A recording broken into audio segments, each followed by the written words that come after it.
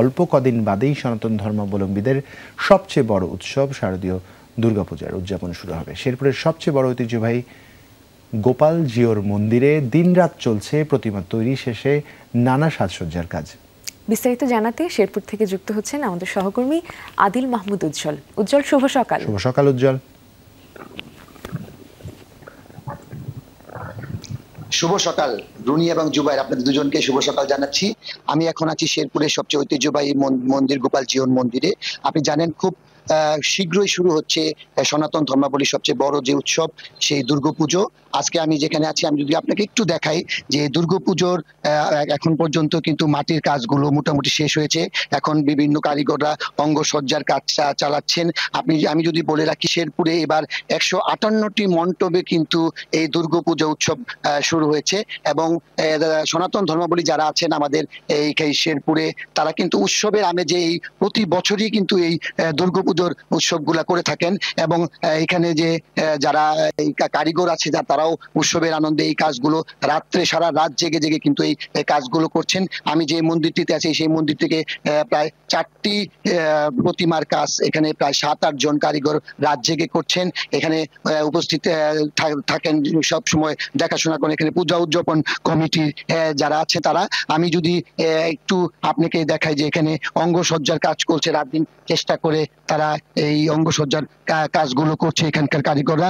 আমি এখন একটু কথা বলবো এখানে যে পূজা উদযাপন কমিটির যিনি সভাপতি আছেন জনাব জিতেন্দ্র মজুমদার, আমি তার সাথে একটু কথা বলবো। তিনি আমাকে আপনি যদি একটু বলেন যে এই আপনাদের তো আগামী 9 তারিখে শুরু হচ্ছে বড় ধর্মীয় উৎসব, আপনারা এই পূজা উদযাপনের জন্য কি কি করেছেন এবং নিরাপত্তার বিষয়টি প্রশাসন আপনাকে কতটা আশ্বস্ত? ধন্যবাদ। শেরপুর জেলা 158 পূজা অনুষ্ঠিত হতে যাচ্ছে। আমরা সার্বিক সহযোগিতাতে আছি এবং প্রশাসন আমাদের আশ্বস্ত করেছে সার্বিক নিরাপত্তা দেওয়ার জন্য। এবং নকলা, নাইলতাবাড়ি, শ্রীবর্তী, ঝিনাইগাতি উপজেলা এবং ইউনিয়নের যে পূজাগুলি আছে, আমাদের মনিটরিং টিম আছে, তারা তদারকি করছে। শান্তিপূর্ণভাবে আগের চেয়ে সুন্দর এবং জাঁকজমকপূর্ণ ভাবে আমাদের শারদীয় দুর্গা এবার অনুষ্ঠিত। অনেক ধন্যবাদ। আমি একটু কথা বলবো এখানে যিনি কারিগর আছেন। জি, আমি একটু কথা বলবো ওনার সাথে। আপনি তো রাত দিন কাজ করছেন। হ্যাঁ, আমরা এই পূজার উপলক্ষে তো আমাদের কাজ করতে আনন্দই লাগে। ঠিক আছে, এই যে পূজা আসে বছর বছর আমরা কাজ করি সবাই একসাথে হয়ে ককশিলে কাজ করি। ঠিক আছে, এগুলা ভালোই লাগে।